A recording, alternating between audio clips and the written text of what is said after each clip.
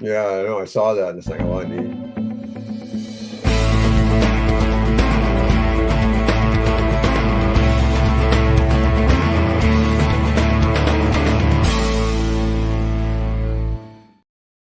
Hi, I'm David with EV World News. We're talking about electric vehicles, green energy, and the stock markets. And I'm with our founder and chief editor, Bill Moore. How's it going today, Bill? Well, I'll tell you what, we have been through 3 days of successive violent weather, Yeah. fortunately, which has missed us here in Omaha. I heard there's a thing now called the Oma Dome. That supposedly we have this invisible dome over Mhm. Omaha that seems to skirt the storms around us. But yeah, so we're nice and cool today. It's 53 degrees. And hopefully we're going to get to a real boiling 60 degrees, which is what we say, 15, 16 degrees Celsius, something like that. Yeah. Um, and I had a rather terrifying flight home from Dallas on Sunday night, and I mean, Oh, yeah. they wouldn't. The flight attendants weren't allowed to collect trash, and they didn't do all the drink service, and oh, it was bad. But Yeah. I was like, oh, the landing is going to be terrible. Oh my God, it was so bad in the air, and then landing actually was pretty smooth, so that was Good. fortunate. Good. Um, Yeah. Well, you get that line of thunderstorms that trails up out of Texas and across Oklahoma, Kansas, Nebraska, Minnesota. Always get that this time of year. I've flown that before, and boy, there's been some really brilliant thunderstorms that you can see, off to your on the horizon or down below you, depending on your altitude and flight route. So I can't discuss some of the things that I've had at a high level discussion with government individuals, but Bill's proposed this thing to me, this idea of that he's put out on LinkedIn about using Cardano or something similar, and using somehow tokenizing for the people of Cuba, Yep. um, a way of the Cuban industry being able to or the so that oligarchs aren't basically taking over Cuba the way that it happened in Russia. Because in Russia, when Same thing. everything fell, what happened was all of a sudden the people that had been running like plants for the communists now own the plants, Yep. and that so all these things kind of went this way. And Bill has this strategy to kind of disallow that, where only 30% of a token that would own industry in Cuba. Well, real Would be estate investment. and infrastructure, things of that nature. Yeah. Now, in your proposal, I pushed back, but I wasn't factoring in the fact you were basically saying, hey, the Cubans are given the real estate. So Right. the real estate itself has a huge intrinsic value, right? Yep. And so, there's some theories there. We're talking about this because things are. I saw some news yesterday about where Things are Cuba things said are there'll be boiling under the surface. Yes. if the U.S. invades Cuba, there will be a bloodbath, and it's like I don't know why they're even talking this, because behind outside of the public, that is not what's going on, And so I see these news articles, and it's like these guys have no idea what's actually going on behind the scenes, but it's not public either. And No. I've No. let Bill know some stuff, and I can't get into too much detail, I but have. Yeah. I have an autographed copy mhm. of a book that is that thick, 568 pages, documenting what's called back channels to Havana. And it recounts everything from the Eisenhower administration through the Obama administration of all of the secret back channel discussions that have gone on. And I would seriously suspect that it's been going on with respect to the first Trump administration, maybe less so, the Biden administration, and now we see. I mean, we've got CIA Director Radcliffe going down and speaking to his counterparts, in Havana here last week. I mean, things are sort of cooking, hopefully, but not in a violent way. Okay. Well, I'm just saying but I've told Bill I know other stuff. I've seen other stuff. I've had, Yeah. you know, You have your own back channels I have going my on. own back channel. Okay. So anyways, I'm just saying, I like your idea. Once, it was explained that real estate was getting to be part of that. The real estate wasn't being bought. It would be part of the equation, and makes sense. I mean, right now, 60% of all Cubans get remittances from family members that live outside of Cuba. That's how they survive. That's how they Yeah, I survive. mean, it is really a sad statement. I watched that video you sent me of the guy that was on vacation in Cuba, and the hotel didn't have very many people in it, No, but there was it was basically nice. nobody there, but it's a first class, 5-star hotel sitting down in Trinidad, Cuba. It's beautiful, beautiful beaches, and then there was another one I saw. I forget, it's near Manzanilla, or I think that's the name. Anyway, it's another beach on the north side, on the sort of Florida Keys side of Cuba. That's also really nice, beautiful. There's just nobody there. No, no. And I've known lots of people who gone to Cuba just to say they did and smoked a cigar and, spent part of the day there. They went there by boat and went back to Florida, you Yep. know, later, or people who've gone for a few days. I remember when somebody telling me, well, we had no internet access. It was nice. It was said it was the only time I didn't check my like Yeah. dashboards on for my Yeah. online sales Yeah. for 4 days in a period of 20 years. Well, I have a digital pen pal now down there that served as a guide for one of these YouTube bloggers Mhm. to take him to some of these different places, like down to Trinidad and out to the Pinar del Rio, west part of Cuba, and so on. And yeah, so I'm getting a little bit of a perspective. He was telling me he was actually his parents named his mother, or his parents named him after Che Guevara. Oh, So yeah, his that's so his first really name sad. is Ernesto, and I won't say anything else. Uh, but apparently, his mother worked for Guevara. Of course, Guevara ran a lot of different things. From the time Death he was a squads. Cuban general, he ran then the National Bank. So um, He was a horrible person. oh my God, it's a Yeah, I shame. mean, the fact that people wear, shirts praising him, it's like you might as well wear Pol Pot or Stalin shirts. Well, he would, yeah, but he is. I mean, he's all over. He's a national hero. Still to the Cuban people. So go talk. But anyway, so yeah, it's been interesting, and I sort of been watching these videos, and of course I'm aware of what the Cardano Foundation has been doing because I've got a few ADA and things like that, and I've actually applied a couple of times for some of their grants to develop some projects. Never got funded, but at least I know the process. And I thought, well, geez, this would be a pretty good fit. So I do what we do anymore. I go into several different, AIs, large language models, and hey, what do you guys, what do you think of this idea?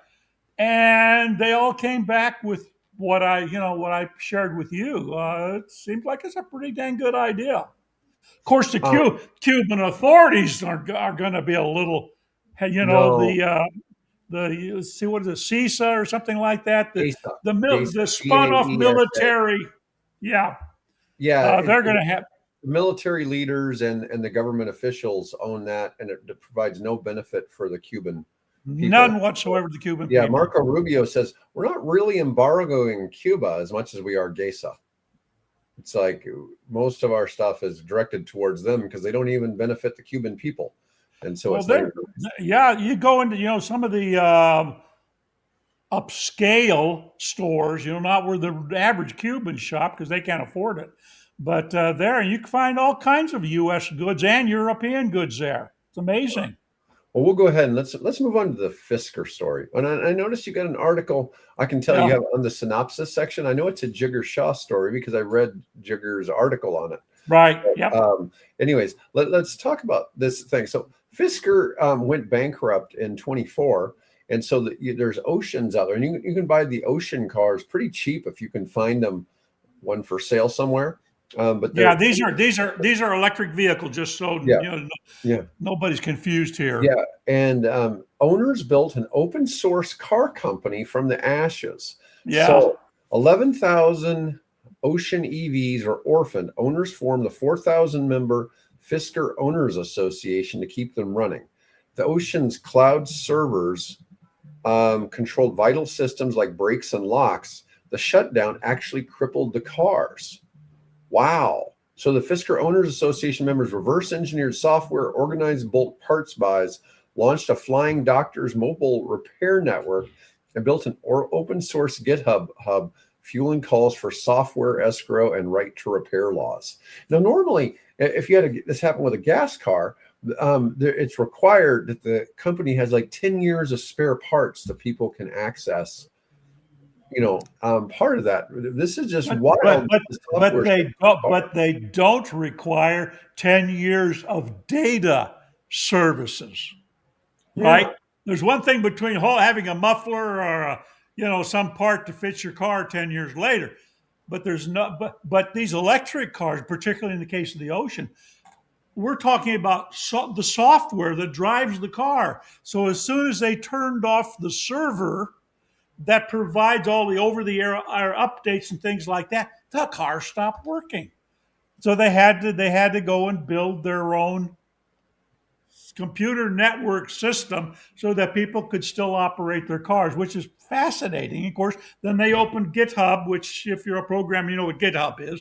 And so that allows then open source software adoption and of course, hopefully validation, because you don't want somebody putting malicious code in there for any reason. But yeah, it was enterprising on their part for sure. yes.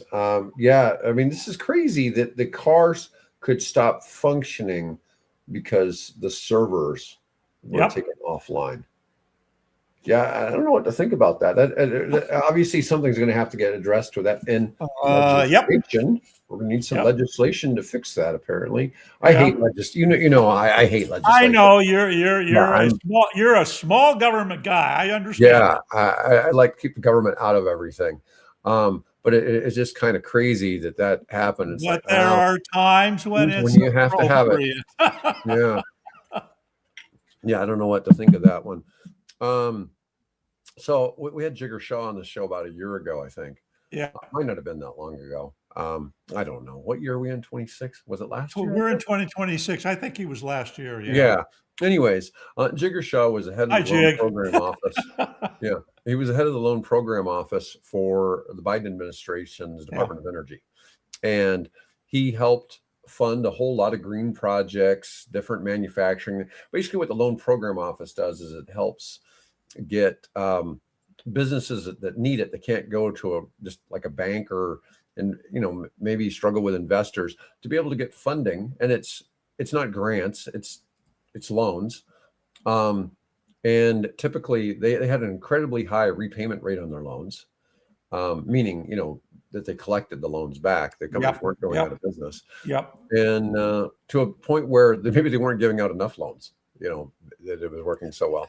But anyways, he's saying that Google, Meta, and Amazon Web Services are abandoning off-grid gigawatt campuses and converging on distributed grid-connected inference centers, which suit inference because it's latency sensitive, bursty, and far less power dense than training. Inference can run across many smaller sites, letting hyperscalers tap existing grid capacity, add demand flexibility, and integrate upcoming solar and storage. And this is funny because we've heard the other end of it. It's like there's been accidents because these gigawatt providers are connected to the grid, and all of a sudden they turn the switch off and they shut their needs down, and all this energy's in the lines, and nobody was What do you ready do for with it? Right. Yeah. Well, what's interesting about this is a lot like the blockchain technology, where you've got all these nodes that are out there that are linked and communicating back and forth together. Why do if I'm part of the node, right downstairs, I'm running off my little laptop, not my laptop, my desktop or whatever. I'm running that as a node. If something happens to my power, for a split second or for 2 days, that's not going to disable the grid or the network because they're all linked and networked together. So I'm sort of have a sense that that's what's going on with this inference system, that you can take more distribute out this processing, so it doesn't have to be in this one center where this, sucking huge amounts of amp to keep all those servers running. That's my take on it. Right or wrong, and probably wrong. Comment below. Anyways, I thought that was pretty decent. There's another one. Absurdly fast EV chargers are coming to America.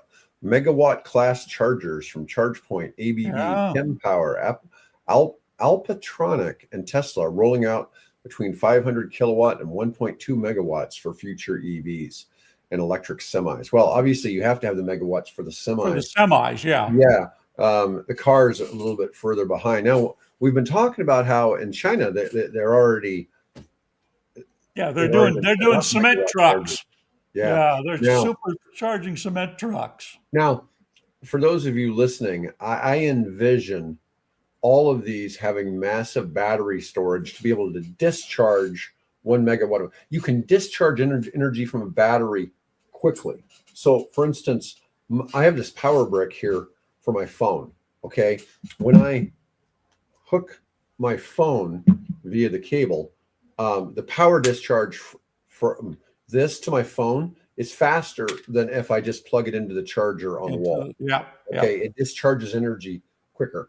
And anyways, I'm just saying this is kind of the same thing. And that way you're not disrupting the grid by all of a sudden having all of these chargers hitting 1 megawatt at a time.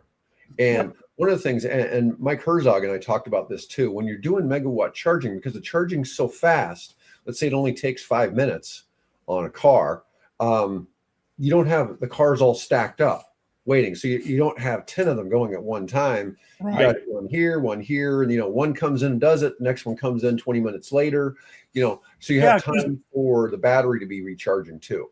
Yeah, because none of them are coming in at 0% state of charge, right? They're all coming in with 40 or 50 or 30 or whatever they're comfortable with to get charged. So there's going to be some staggering of the amount of time that they're using and the amount of current that they're going to be pulling. I was earlier. I was talking to somebody on the phone, and we were talking, and he was trying to charge his Tesla, and they were at he and somebody else were at a place where there was apparently 2 chargers were out of service that they tried to charge, and it wouldn't connect to the cars, which I found kind of interesting. Tesla chargers. Yeah. These were Tesla chargers, but I mean, he was able to charge. Right. There was other nozzles he could connect to. Nozzles. I don't know, connectors. Plugs. It's hard. Yeah, other plugs. Yeah. Hey, it's flowing electrons, right? Yes, exactly. Flowing electrons. Mike got me to coin this term, moving electrons. Okay. Sure. Yeah.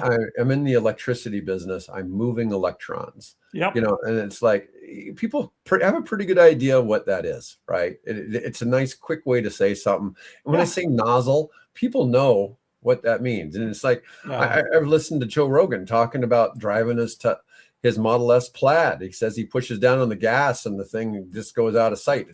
Pushes down on the gas, right? Yeah, it pushes down on the gas pedal, right?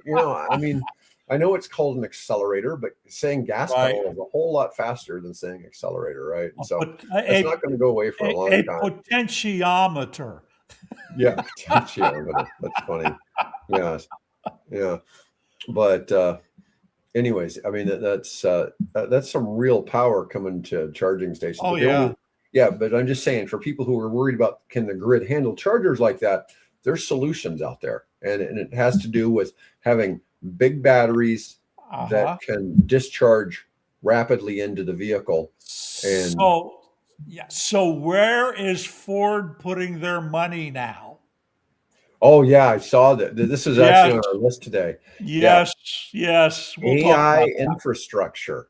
Yeah, I mean, this is kind of wild. So Ford has rebranded as an AI energy infrastructure play the stock surges. Now I'm not going to say we've never talked about the Ford stock, but it's at $13 today. Usually it's down below 10, where it's gone up 9.5% in the past 5 days. Oh, that's a decent jump. The nuclears are down a tad today, looks like. Yeah, you never just know where we're going to go with nuclear. Where's Oklo today? $53. That's so sad. It went to 193 last year. Yeah. Yeah. There's nothing bad happening in the nuclear space. It's just nothing happening. Period. Basically. Yeah. Yeah. Yeah. So, yeah, it's interesting. I mean, even Tesla, what is Tesla? 398? Well, it's almost at $400. Rivian's down $10 from when I sold it. Rivian's just juggling. Yeah. Lucid, Ford, yeah, everything just seems Everybody's down today. Yeah. So what was the news out of the Persian Gulf today? I haven't. I haven't looked. But let's talk about so Ford Energy unit targeting grid scale battery storage for utilities and data centers. Well, I already knew they were repurposing some of their battery manufacturing to grid scale. Wall Street is reclassifying Ford from cyclical automaker to AI infrastructure partner. Biggest 2-day stock gain in 6 years. Investors betting on megawatt hour contracts equaling entire EV programs. Real manufacturing muscle. LFP chemistry, cattle partnership, but execution risk remains. No marquee customers announced yet. Well, they should contact me. I can help them sell some damn batteries. Yeah, I've got a meta project that could probably slide some batteries in there.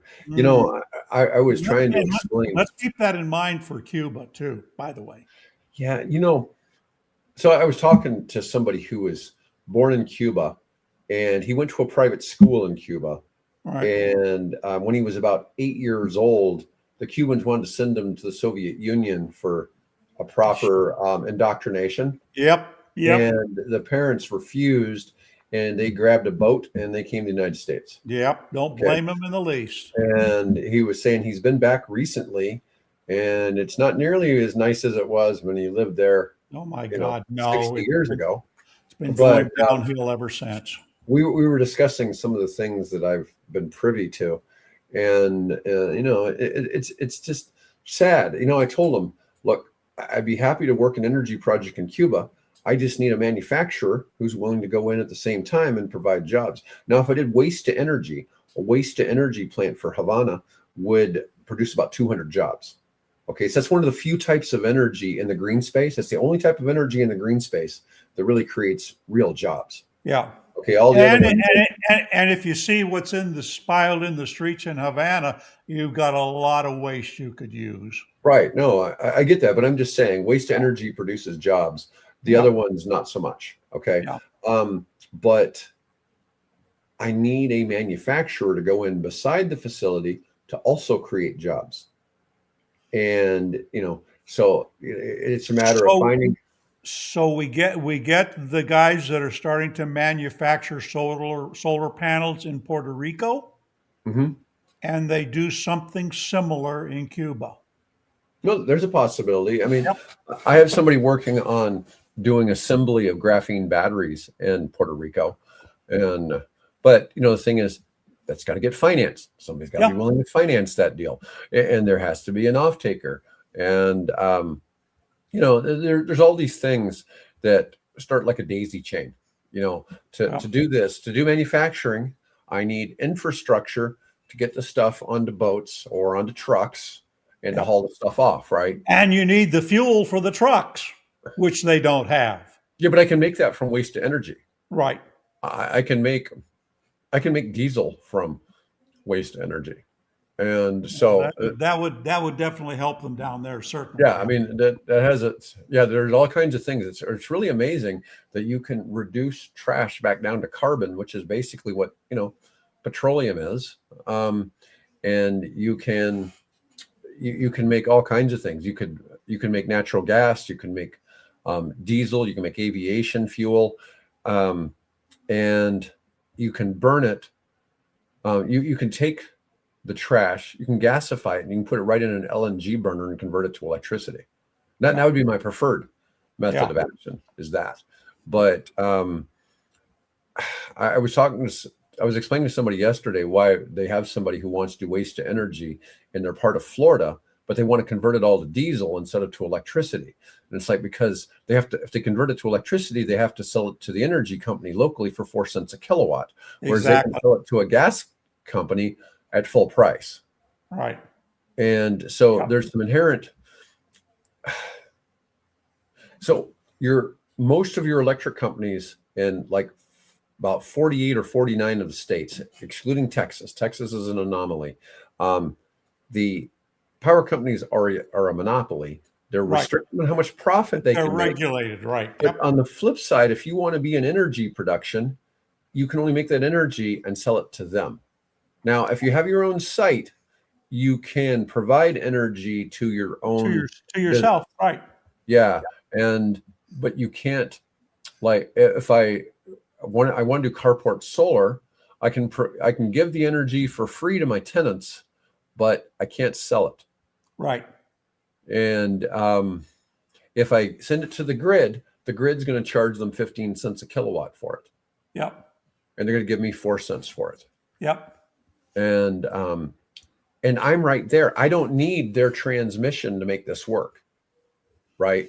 But I do have to have the grid as a backup to my power, because solar's not on all the time. And no matter how much battery storage I have, I can't be not connected to the grid for housing development in the United States. Yeah. Okay. So anyways, it's not that the law is there. If I had a different way to produce the power, I could be completely off grid, but just don't have that capability. I'm not going to put in LNG turbines and burn LNG there. So, yeah. Hey, while we're on it, just the SPP, the Southwest Power Grid, currently solar remember there's an east and a west section. So the west section right now is about 29% solar and 24.5% hydro. Wind is a little over 8%. Here in the east, listen to this. Wind here in the east is 55%. And then, let's see, hydro is 3%, nuclear is 6%, solar's basically 3%. So we're pretty close to, I don't think this graph is right, because they're showing that. Well, anyway, that's what they're showing. But basically, so we're well over 60% of our power right now on both sides of the grid. From the western section in here in the east, we're well above 50% of our power, approaching 60% of our power is coming from renewables. Nice. Or zero carbon. Right. But I'm just saying it's so the issues I deal with are because the energy companies are structured to be monopolies for the public benefit. Right. Right. It makes it difficult for me to go in, because I just assume sell the power to my tenants at 12 cents a kilowatt instead of 15. But I can't do that. Now in Texas, I can. Just can't do it in Florida. Anyways. Let's see. We talked about some of this. All right. Elon Musk loses landmark lawsuit against OpenAI. Musk waited too long to sue OpenAI and Sam Altman. The lawsuit barred by statute of limitations after just 90 minutes of deliberation. Now, I don't know why a judge didn't just kind of throw that out. Throw it out to begin with. Sorry, Elon, you're too late. Yeah, Musk claimed OpenAI strayed from its original charitable mission by becoming for-profit. The timing of his lawsuit proved fatal. It's a landmark moment. CNBC called it a landmark moment for the AI industry, potentially setting precedent for future founder disputes over corporate mission changes. Yeah, it's kind of interesting how that played out. I mean, Musk founded or funded a lot of that initial, and it's just whatever. I don't know if Musk was right for suing them or not. I mean, it just. Maybe he was pissed because he Altman wanted his money back, his $45,000 or whatever it was he deposited on the soon to be coming at some date Roadster. Roadster. Yeah, he finally Oh, got that's his funny. money back. That's funny. Um, Tesla raises Model Y prices for the first time in 2 years. The Ah, Model Y all-wheel drive went up $1,000. Performance well, went up they $500. all went up apparently. Yeah. First price increase since 24 signals potential shift from Tesla's aggressive discounting strategy that had dominated 23 to 25. May indicate improving demand or reduced need to compete on price as the EV market matures. Now, new EV sales have dropped 28% year over year. Of course, without the incentives, but used EVs have gone up 12% year over year. Quarter one saw 93,500 used EVs sold in the United States. That's a That's pretty what big we've number, been actually. telling you folks for a Yeah. long time. You want to get an EV? Now is the time to do it. Well, back before the price went up 12%. Affordability driving the shift. Used EVs offer lower entry point as early adopters upgrade and flood the secondary market. Improved battery reliability and certified pre-owned programs boosting consumer confidence in buying used EVs. I wouldn't even consider a used EV if it doesn't have a recurrent score or something similar. Right, Which is a battery score for those of you who don't know right. what it is. Yeah, yeah. All right. EV owners face new double tax under the Build America Yeah. 250 Act. Yes, yes, yes. Um, Proposed federal fee $130 per year for battery electric vehicles, But 35 graduated to plug-in go to hybrids. 150. Oh yeah, rising in 29 to Yep. 150 and 50 on top of existing state surcharges.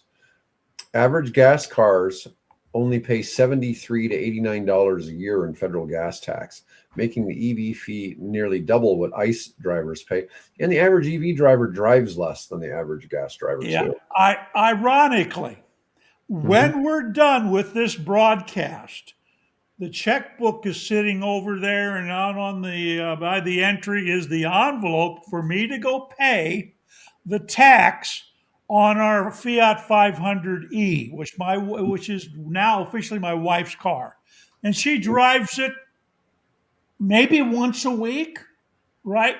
And I think we have put in the last year since we have gotten the Bolt, sorry, since we've gotten that, we've put what probably maybe 1,000 miles on it, and Mhm. I'm going to have to pay the state, not federal at this point, the state, $150 besides the property tax on the vehicle and the license fee and all that stuff. So yeah. Meanwhile, as the article points out, you drive an ICE vehicle, maybe $40, maybe $90 at most. You're paying in federal excise tax fees. And Yeah, you pay that as you pay for gas. Yeah, some of this is just out of whack. But I guess their situation is that they don't want to make it so that the federal government is monitoring how much you drive. You yep. know, and But that's going to be the only way you'll be able to take and rationalize this thing, because how else you get measured by how much you drive an internal combustion engine vehicle by the amount of fuel that you consume, right? Which is a record. And then you just simply take that. If it's a certain model car, it's got a F-150, you're getting 14 miles per gallon. If it's a Toyota Prius, you're getting 35 average, whatever, miles per gallon. So you can figure out how far anybody drives. Mhm. So what I'm saying is I'm in favor of what's called a vehicle miles driven, or the current actual technical term is an RUC, is road use charge.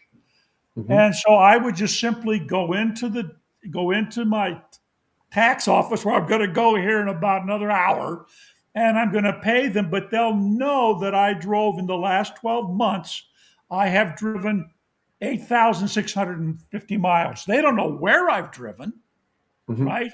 They don't know if I've been making drug runs to Kansas, or whether I'm, going and visiting my buffalo ranch in the center of the state, right?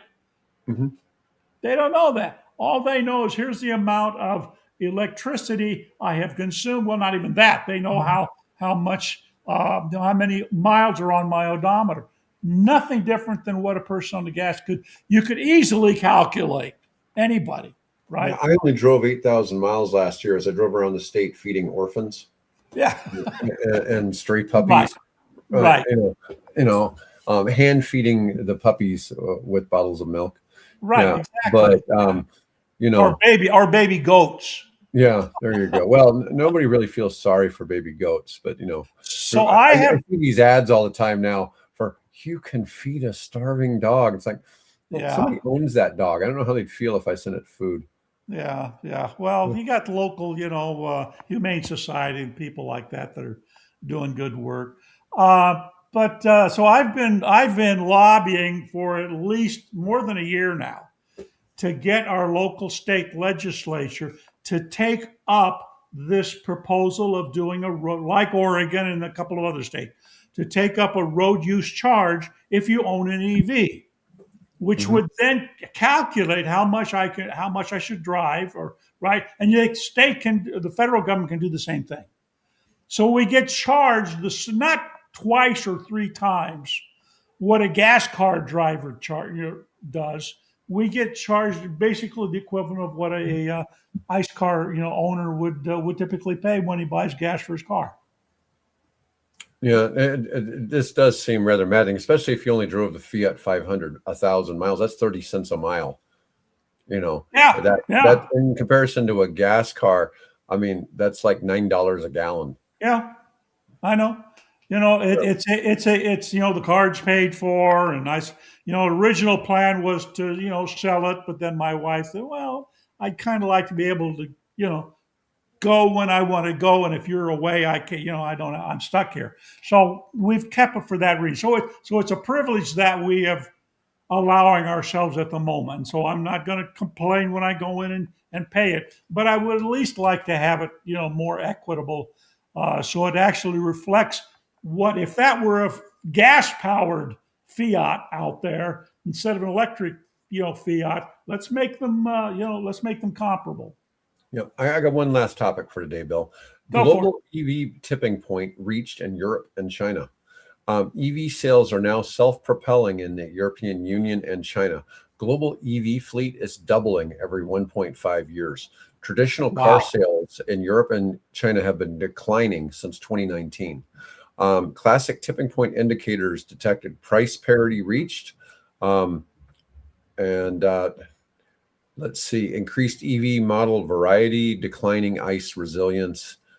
Peak oil demand predicted before 2030 or shortly after, massive implications for oil producing nations and global energy geopolitics, which could be one of the reasons why they want to tax EVs so much here in the US, is they Uh-huh. deter people from wanting to buy an EV. Yeah. Help But their people in those office that's towers in incentive. Houston. Yeah, I don't know what to make of that. I really don't. Anyways, that's all we got for today, Bill.